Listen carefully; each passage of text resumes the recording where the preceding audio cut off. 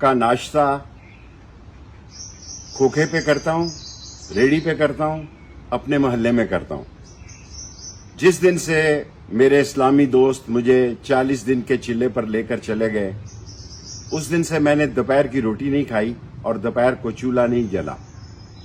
शाम को मैं खाना बनवाता हूं और मेरा स्टाफ ही शाम का खाना जो है अगले दिन दोपहर को भी खाता है। मैं अपनी जात के लिए नहीं, सारी कौम को बताना चाहता हूं, एक टाइम मेरा चूल्हा जलता है और 1 लाख रुपया मेरा गैस का बिल है। 1 लाख रुपया मेरा गैस का बिल है, 1,68,000 रुपया मेरा बिजली का बिल है। मेरे मोहल्ले में 7-8 हजार से 4,000 तक लोगों का गैस का बिल आया है।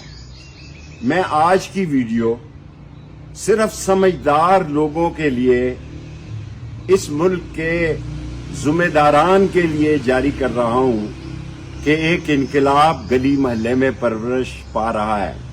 ये एक अंधा इनकलाब है और कोई मां नहीं चाहती कि उसका बेटा, उसका बच्चा स्कूल बगैर नाश्ते के जाए। लोग बेबस हो गए हैं। हलक से लेकर फलक तक महंगाई ने उनको जिंदा दफन कर दिया है। कब्र के देने के पैसे नहीं हैं। मैं खुदा को गवाह बना के कहता हूं और उन लोगों को सलाम पेश करता हूं जिन्होंने कब्रिस्तान में लिखकर लगाया कि आपके पास कफन दफन के अगर पैसे नहीं हैं तो इन मोबाइल नंबरों पर रिंग करें।